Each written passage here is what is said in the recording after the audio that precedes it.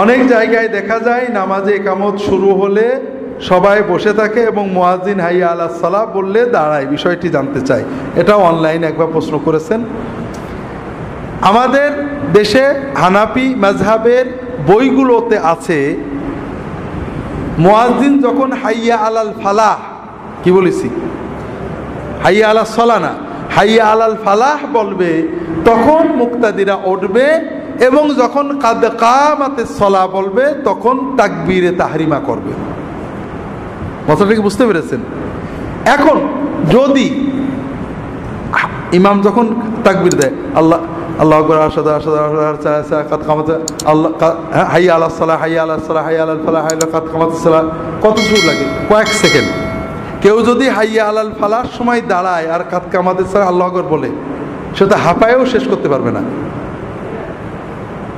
খুব বেশি জোয়ান হলে, একেবারে 100 মিটার দৌড়ের এক্সপার্ট হলে লাফ মেরে দাঁড়িয়ে আল্লাহু আকবার বলতে পারবে, আর বুড়ো ধারারা তো পারবেই না।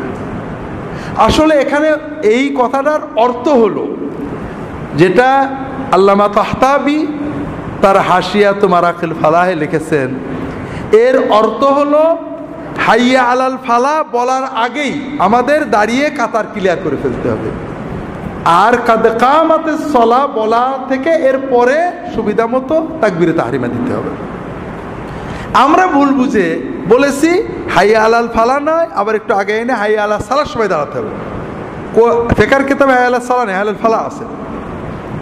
এতে কি হয়, আমরা এটা মুস্তাহাব বলা হয়, মুস্তাহাব রক্ষা করতে যে একটা ওয়াজিব নষ্ট করি। কাতার সোজা করা, কাতারের ফাঁক বন্ধ করা ওয়াজিব। হাইয়া আলাল সালার সময় দাঁড়িয়ে কাতার ঠিক করে তাকবীর বলা যায় না।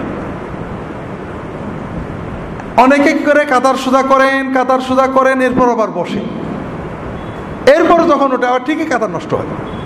আর এটা কোনো কোরআন হাদিসে পাবেন না, সাহাবিতে পাবেন না। কাতার সোজা করে আবার সাহাবিরা বসেছেন। হাদিসে পাবেন নবীজি ঘর থেকে বেরোলেই সাহাবিরা সবাই দাঁড়িয়ে যেতেন। কোন কাদ কামাতিস সালাহ না হাইয়া আলাস সালাহ এটা দেখেননি। নবীজি বলেছেন আমাকে দেখলে তোমরা দাঁড়িয়ে যাবে। এরপরে কাতার সোজা হলে রাসূলুল্লাহ সাল্লাল্লাহু আলাইহি ওয়াসাল্লাম তাকবীরে তাহরিমা বলতেন।